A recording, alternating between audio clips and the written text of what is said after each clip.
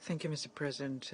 Thank you for holding this important meeting. I use this opportunity to congratulate you on your presidency of the Council. We also would like to thank Mr. Torg-Wennesland, the Special Coordinator for the peace process in the Middle East, for his briefing and his tireless efforts.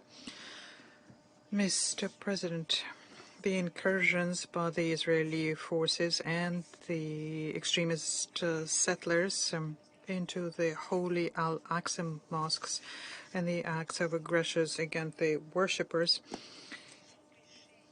the arrests are a violation of international law, international humanitarian law. To this, we need to add the previous repeated acts of aggressions against the people of Palestine and the holy sites.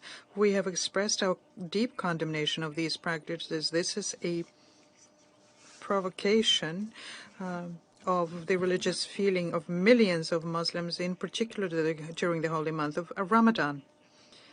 This is a natural outcome of impunity, of the fact that the international community does not hold Israel accountable. We reiterate that the attempts to disturb the historic and legal status of the holy Muslim and Christian states, the attempts to Judaize the mosques, trying to prevent the freedom of worship within the mosque, is something that should be considered null and void under international law. We reiterate the guardianship role of the Hashemite Kingdom of Jordan to protect the holy sites, both Muslim and Christian, in Jerusalem. We reiterate the importance of supporting Jerusalem, its inhabitants, and the role of the Al-Quds Committee, chaired by the King of Morocco.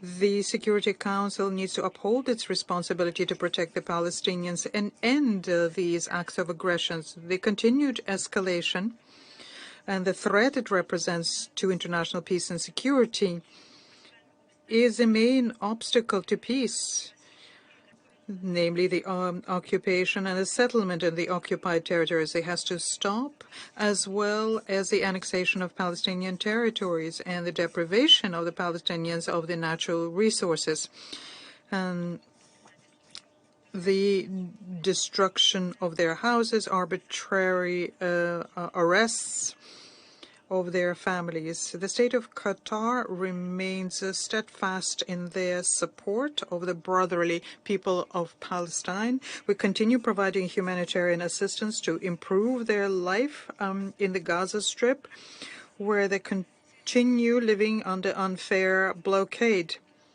We have monetary assistance, fuel assistance, and construction materials assistance, as well as in electricity generation. The funding of Qatar has enabled for the building of hundreds of housing units.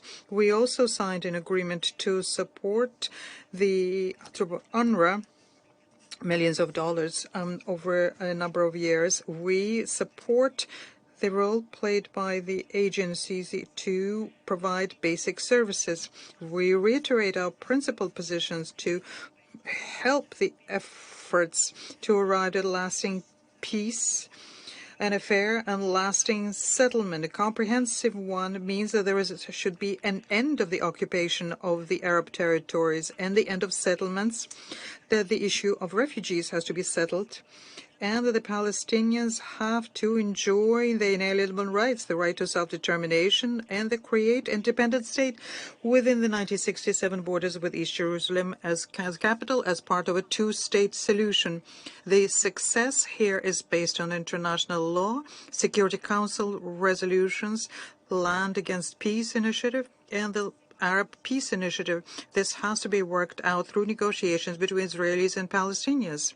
In conclusion, despite the escalation of deplorable recent events, there is still room to move forward towards a settlement and overcome the crisis in the Middle East. We think that the only means here is dialogue, diplomacy, mediation, peaceful means to settle the conflict.